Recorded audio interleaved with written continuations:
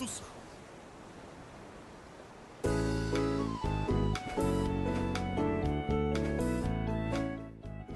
Saludo especial para todos los amigos de Telecaribe, nuestro canal.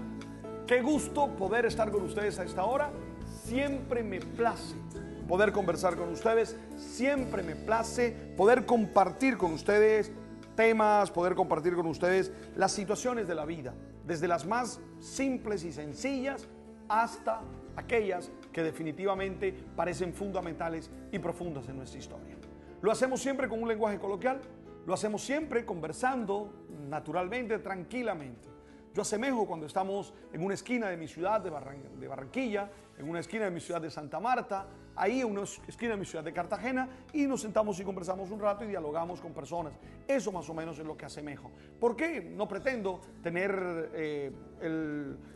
la ponencia de un experto, sino que pretendo compartir con ustedes la vida que voy viviendo, que voy pensando y que voy tratando de entender.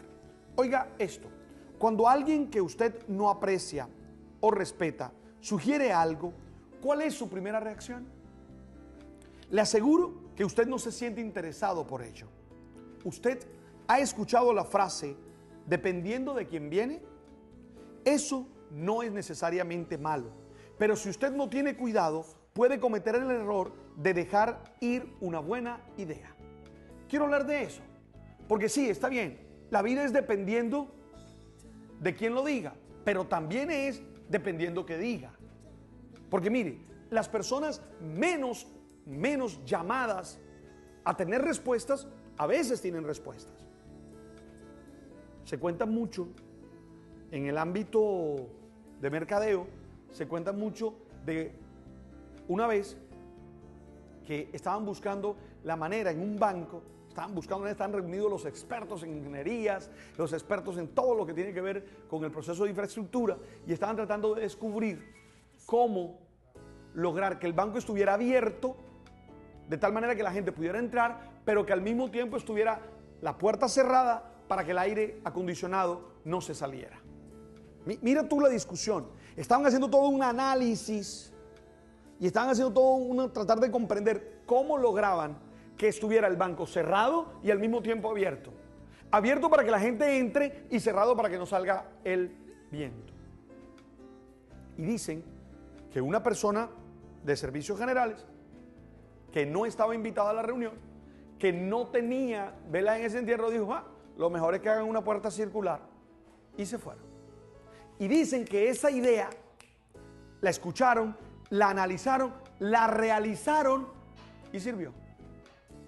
Si ellos hubieran aplicado la frase famosa de eso depende quién lo haya dicho, muy seguramente hubieran desechado la idea, porque no era una persona que estuviera preparada para responder a esa pregunta.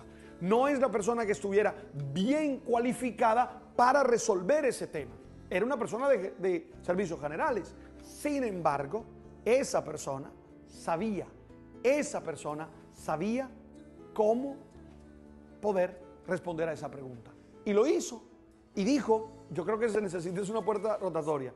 Inventaron el tema de la puerta rotatoria, lo realizaron, lo diseñaron, lo realizaron, y dieron en el clavo. Entonces, no me apliques eso a rajatabla, de que depende de quién sea. Algunas veces sí, depende de quién sea, pero otras veces depende de qué dice. Porque hay gente que no parece cualificada para el tema, pero lo que dice es muy importante. Lo que dice es, tú sabes, una verdad. Entonces, tengamos en cuenta eso. John Maxwell dice, no permita que la personalidad de alguien con quien usted trabaja le haga perder la perspectiva de un propósito más grande, el cual sería añadir valor al equipo y hacer que la organización avance. Escuche esto que acabo de leer de nuevo. Si hubiera tenido claro esto, no le pasan algunas cosas que le pasaron. No permita que la personalidad de alguien con quien usted trabaja le haga perder la perspectiva de un propósito más grande, que es aportarle valor al equipo. Tienes un directivo de la empresa, un miembro de la junta directiva, o tienes un gerente que su personalidad no cuadra con la tuya. no te gusta su manera de hacer las cosas, de ver las cosas. Cuidado, no permitas que eso te prive a ti de tener un valor más grande, que es poder darle, ¿qué te digo yo? Un valor agregado al equipo. Bueno, mi primera reflexión. La segunda reflexión me la piden a partir de una pregunta. Me hablan que hable del trastorno de pánico.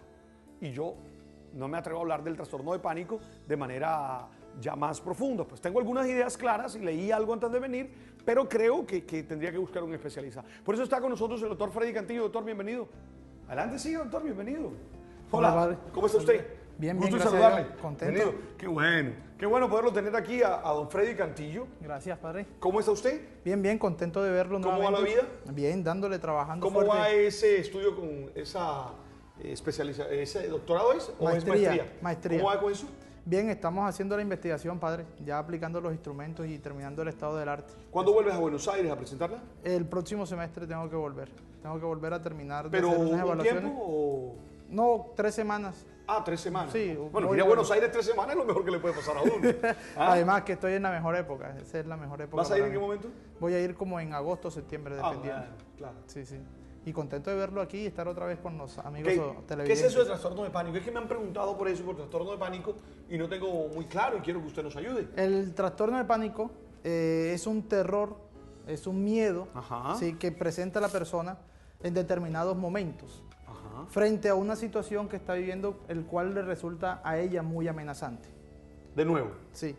Es un terror, Ajá. ¿sí?, o un miedo Sí. intenso que vive la persona. Intenso. Intenso. Ok. Sí, intenso e incontrolable. Ajá. Que se puede presentar de 3 a 10 minutos. Wow. Sí, dependiendo. ¿Y es dado por la percepción Dado o es por dado la por per- la realidad? Dado por la percepción. Nosotros los terapeutas cognitivos creemos que es más dado por la percepción. Sí, porque así es que nos permite solucionar.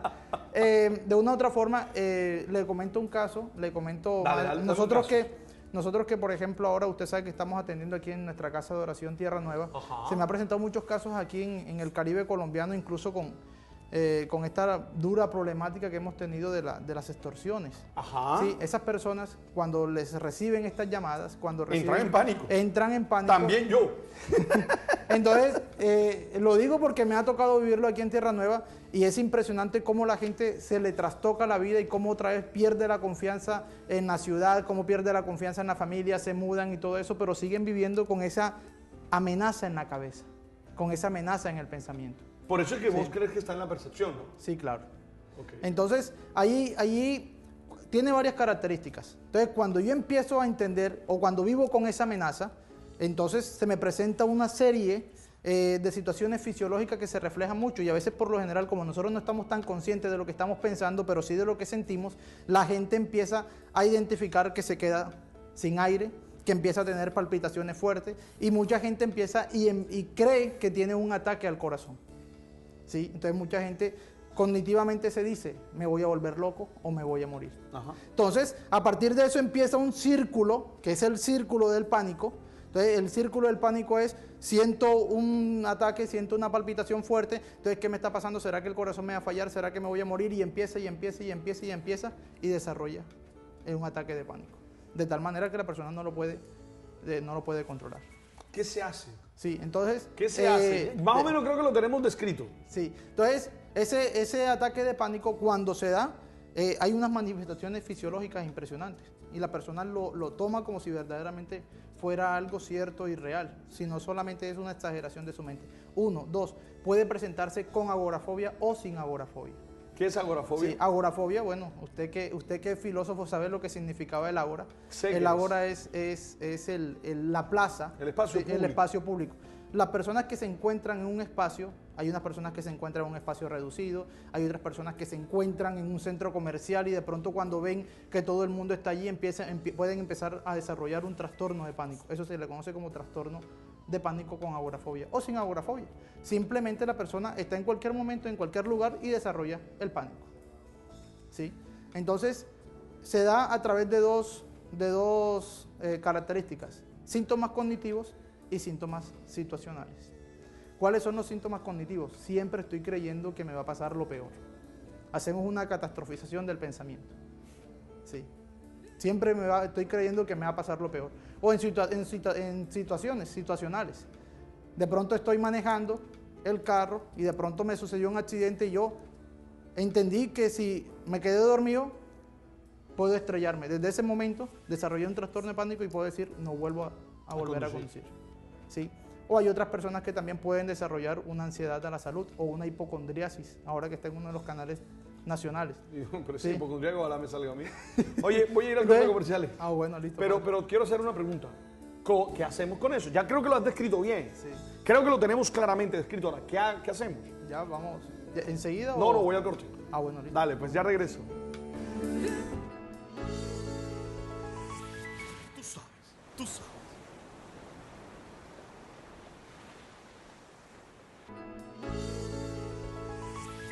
Tú sabes, tú sabes.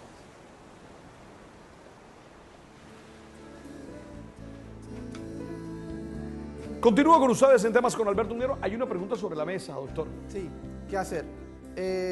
Bueno, déjeme y termino de explicar lo de la hipocondriasis, que se presenta también. Dele. Hay personas, es que lo estoy hablando porque se está presentando muy común. Cuando la persona de pronto le diagnostican una enfermedad, sí, una enfermedad, llámese cáncer, llámese VIH, pasa mucho con las enfermedades terminales, estas personas también desarrollan trastorno de pánico, que es decir, desarrollan un miedo a la muerte y un miedo a volver a enfermarse. Entonces, esas personas van presentando un círculo del miedo. Entonces, tratan de evitar muchas cosas y ese evite, ese salirse de allí, vuelve que el trastorno de pánico se vuelva a presentar. Entonces, hay muchas personas que dicen, no me quiero volver a enfermar porque si me enfermo me muero. ¿Sí? Y esas personas, solamente ese pensamiento desarrolla otra vez el pensamiento de pánico. Entonces, siempre están alertas, están ansiosos, que si me salió un granito aquí, que si de pronto me duele la pierna, entonces es porque ya esta pierna me va a causar esto. Entonces hablaron del cáncer, entonces hablaron del SIDA, entonces ¿será que yo tengo cáncer? ¿Será que yo tengo SIDA? Y desarrollan una hipocondriasis o desarrollan una ansiedad por la salud. Entonces, trastorno de pánico más ansiedad por adaptación a la enfermedad que están viviendo. Entonces, ¿qué hacer? Primero, en la mayoría de los casos es muy difícil empezar a superar el trastorno de pánico por sí mismo. Hay que buscar una ayuda profesional y hay que buscar un psicólogo clínico que sea entrenado en una terapia que le ayude a enfrentar esta situación. Segundo, una psicoeducación. ¿Qué es una psicoeducación? Ajá. Entender qué es lo que me está pasando y por qué yo estoy creando este círculo al miedo. Una psicoeducación que le digan a usted, mire, esto es lo que usted tiene. Esto es un trastorno de pánico, las características son esto, las palpitaciones. Cuando usted está entendiendo que su mente y le está enviando a la mente ese mensaje de que se va a morir, le sucede esto, porque la mente está entendiendo que está en amenaza. Ok, ¿Sí? eso significa entonces que habrá en terapia tratar de hacerla consciente de esos pensamientos que está teniendo y de ver cómo lo logra cambiar. Sí, eso se llama psicoeducación. Esa psicoeducación, cuando ya yo entiendo lo que siento, yo le digo, hay que aprender a identificar los fantasmas. Porque si usted no identifica sus fantasmas, nadie puede enfrentarlos. ¿Quién enfrenta un fantasma? Nadie. ¿Y tú sabes qué es lo peor de los fantasmas y de los monstruos? ¿Qué es? Que existen, pero que existen dentro siempre. Sí, dentro de la mente. De allí ni siquiera las Eso de luces de mentes neón. criminales. ¿Has visto Mentes Criminales? Sí. Eso está espectacular. Yo disfruto esas clases de psiquiatría que me dan cada vez que veo esos programas. Y es bastante cierto, porque a veces, ¿por qué la psicoeducación es casi el 50% del tratamiento? ¿Por qué? Porque es empezar a entender qué es lo que me pasa. ¿Por qué me estoy sintiendo así? ¿Por qué lo estoy viendo con un pánico profundo? ¿Cuál es el mensaje que yo le estoy enviando a mi mente? Y eso es lo que primero el paciente tiene que empezar a entender. De qué forma catastrófica está pensando y cuál es el mensaje que él le está enviando a su mente. Y eso es bien importante. Y eso vale para muchas cosas. No solamente para el trastorno de pánico, sino también para todos los trastornos de la ansiedad. ¿Cuál es el mensaje? Porque el ansioso duda, en cambio el depresivo afirma. El ansioso se pregunta constantemente, ¿será que me va a pasar algo? ¿Será que me voy a morir? ¿Será que este cáncer me va a matar? ¿Será que este VIH me va a matar? ¿Será que si me da esto entonces me voy a morir? En cambio ya el depresivo afirma, el depresivo dice, ya yo me voy a morir. Ok. Sí. ¿Qué otra cosa se puede hacer? Bueno, mientras voy al terapeuta, porque en algunos casos me imagino que hasta medicación habrá que tener. Sí, claro, es bien importante. Pero- es bien importante y con un ansiolítico. Hay muchos psiquiatras. Sí, los usan, yo sí, sé. hay psiquiatras. Pero que no esté automedicado. Eso hay que Nadie dejarlo se puede claro. automedicar. Sí, eso tiene que tener claro porque hay mucha gente que le dice, no, mire, a mí me mandaron esto y esto me controla a mí y entonces tómatelo tú también. Eso no funciona así porque todos tenemos biologías totalmente diferentes. La biología de usted es diferente a la mía y de pronto el fármaco, el psicofármaco que le sirvió a usted no me puede servir a mí porque mi biología, sinceramente, es diferente.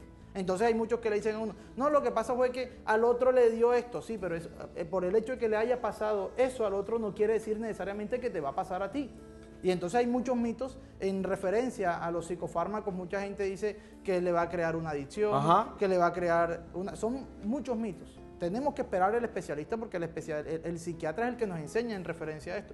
Ni yo, lo digo sinceramente, ni yo estoy habilitado para poder medicar. A veces mi paciente me dice, doctor, ¿qué me tomo? Vamos a tener una interconsulta. Vamos a buscar un psiquiatra y que el psiquiatra nos ayude. Ok. Porque yo no conozco la neurobiología, sí, para poder decir, este es el químico que te va a servir a ti. Pregunto en torno a qué hacemos antes, previamente. O sea, esa señora que puede estar teniendo esos trastornos de pánico, que puede estar en ese ambiente, ¿qué puede hacer además de ir a donde el Sí. terapeuta? Entonces, fíjese que hay como 5 grandes pasos en los cuales sucede el trastorno mágico. Primero, el estímulo. Los estímulos nosotros no los podemos cambiar, siempre Sí. los estímulos están allí. Sí. Son externos. La persona que le tiene una fobia al perro, ¿sí? ¿Qué es lo que va a hacer? ¿Eliminar todos los perros? No puede. Tiene que aprender a ser tolerante a ese estímulo, ¿sí? O sea que el estímulo nosotros no podemos eliminarlo. ¿Qué podemos hacer? Primero, después están los pensamientos. Sobre los pensamientos lo podemos trabajar con nosotros. Después está la emoción, que de igual es con el psicólogo. Pero después está la fisiología. ¿Qué es la fisiología? Todas aquellas cosas que la persona siente. Por ejemplo, las palpitaciones. Por ejemplo, las ganas de llorar que tiene, las ganas de sudar. Y allí está donde lo que nosotros podemos hacer. Muchas técnicas de relajación. Aquellas cosas que te mantengan a ti tranquilo, fisiológicamente te van a ayudar. Y eso es bien importante. La relajación a nivel fisiológico es importante. Y ahora, mantener también un estilo de vida sano te va a poder ayudar. Saber en qué momento vas a salir, quién te va a acompañar, con quién vas a estar. ¿Sí? Es importante que le hables a tus familiares, porque muchas personas dicen, pero lo que pasa es que esto es una bobada. Lo que pasa es que esto es una pendejada. ¿Sí? ¿Cómo que tú vas a estar creyendo que te vas a enfermar si no está pasando nada? No estás escuchando lo que te dice el médico. ¿Sí? ¿Por qué no le crees a él? No, porque está desarrollando un trastorno de pánico y en eso consiste. Muchos familiares a veces no tienen la competencia para poderlos entender y pasa este tipo de cosas. ¿Y qué hacemos los que estamos al lado? Porque, ¿qué podemos hacer si mi esposa, mi hijo, mi hija tiene un ataque de un Primero trastorno? nosotros tenemos que aprender a comprender. Aprender a comprender. Sí, es lo primero. aprender a comprender.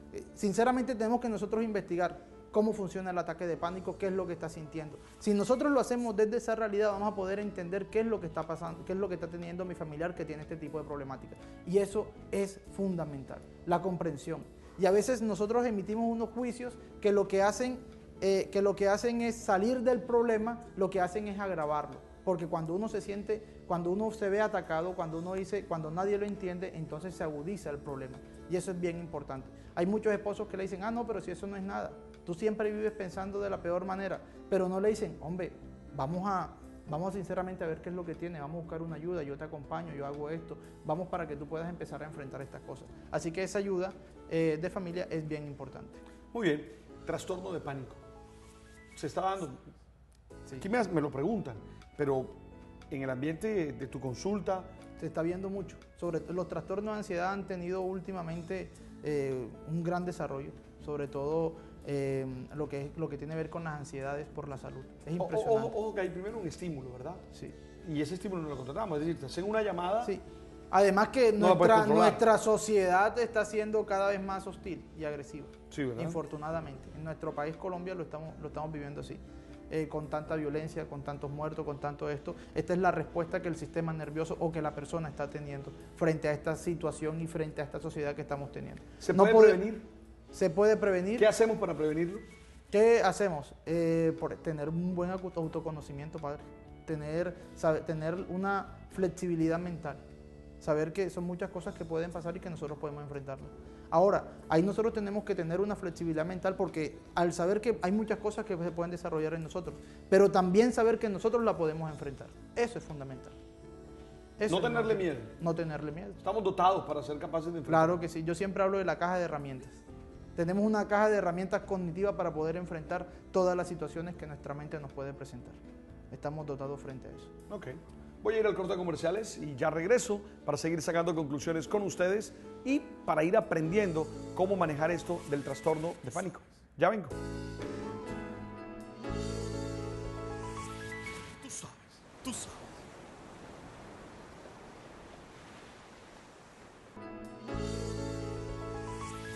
Tú sabes, tú sabes.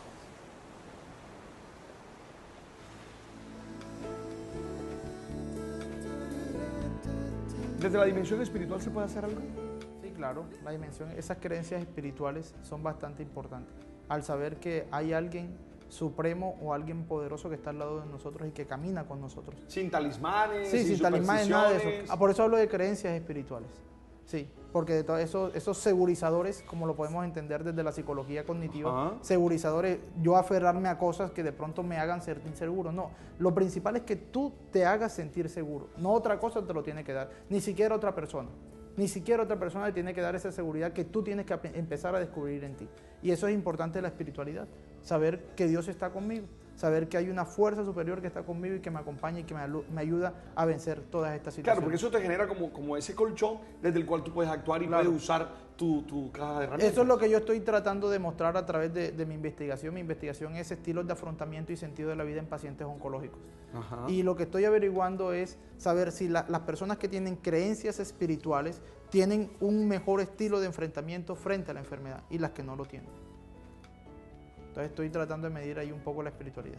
Y Yo eso espero, es bien yo espero que la importante. respuesta sea sí. Sí, ya nosotros de antemano sabemos que sí, Yo pero creo que la todavía, respuesta es sí, ahora tiene que demostrarlo. todavía cuantitativamente no, y hay muy pocas investigaciones. Así ¿Pocas que por eso- investigaciones hay? Sí, sobre todo en Latinoamérica hay muy pocas investigaciones, hay muchas personas que ya dicen, de antemano dicen que no. Muchos psicólogos y muchos psiquiatras dicen no, solamente dicen eso es como un placebo, le dicen a uno. Pero yo sé que sí, vamos a ver lo que nos arroje la investigación, pero yo creo que aquellas personas que tienen unas creencias espirituales sólidas tienen una mejor forma y un mejor estilo de afrontamiento para enfrentar la enfermedad que tienen. Y eso Muy es bien importante. Muy bien. En la educación de los niños, ¿se puede hacer algo para prevenir este tipo de manifestaciones? No ser sobreprotectores. No No ser sobreprotectores, porque hay muchos padres que le enseñan que el mundo es agresivo y que el mundo es hostil. Y entonces no los hacemos que ellos desarrollen sus propios recursos. Y eso es bien importante. La sobreprotección puede generar cualquier trastorno de ansiedad. No solamente el trastorno de pánico, sino la ansiedad generalizada, sino el trastorno obsesivo compulsivo, sino también el trastorno obsesivo, la ansiedad generalizada, el TEPT, trastorno de estrés postraumático y bueno, en fin, todos los trastornos de ansiedad. No Todos los enseñarle a nuestros hijos que el mundo es hostil, que el mundo es agresivo. Es decir, dejarlo ser de alguna manera. Sí, claro. Eso es Porque bien a veces importante. lo que hacen los papás es no dejarlo ser. A veces lo que hacen los papás es de alguna manera protegerlos tanto que terminan haciéndolos inútiles frente a la vida. Sí, la otra vez estábamos aquí en una charla y una madre me decía, doctor, es que yo ni siquiera le dejo que ponga el pie en el piso. Tiene que ser mediado por la chancleta o por el zapato. ¿Qué le está enseñando allí, señora? En el fondo, ¿qué le está enseñando allí? ¿Qué le está transmitiendo allí? Sí, que no puede enfrentarse a Que es eso. tan débil que Estás débil, que Y eres eso una genera persona. tantos anticuerpos. Sí, claro. Entonces, Tan todo bueno. eso. Y yo le decía, señora, usted no sabe cómo andan las personas allá en el África, descalzas. Y esa es una tierra árida y su cuerpo se adapta a eso y los enfrenta. Se adapta a eso y los enfrenta. Y los parásitos no entran. Sí. Entonces nosotros estamos... bastante arena que comió uno Sí. de pelado. Debe molestar. Claro que sí. Entonces los encerramos en esa burbuja, padre, y entonces le empezamos a enseñar, le enseñamos nosotros que la vida es hostil, que la vida es agresiva. Entonces, si no está mi mamá, yo no puedo enfrentarlo. ¿Sí? Yo no puedo enfrentarlo. Entonces, fíjense el esquema que nosotros le vamos montando a nuestros hijos para que la ansiedad se vaya desarrollando. Y eso es bien importante. Cuando yo le enseño, tú solo no puedes, si tú no estás conmigo, entonces tú no puedes salir, tú no puedes ir a la fiesta con amigos, si tú no estás conmigo para hacer las tareas, ¿sí? Entonces tú no vas a poder hacerlas bien. Todos esos van creando esquemas, y esquemas que le van generando inseguridad a la persona, inseguridad al niño, perdón, que cuando más adelante va a tener unos resultados nefastos para la personalidad. Muy bien. Muchas gracias. Bueno, padre, Doctor, gracias muy por la amable por invitación. venir. Freddy. Pero, bueno, el doctor Freddy. Espero que haya quedado claro. Pues es una pregunta que ustedes me hacen. Ustedes me pueden escribir a palbertojose@hotmail.com y trato de responder en este caso con un experto sobre esos temas. Muchas gracias por estar ahí. Chao, chao.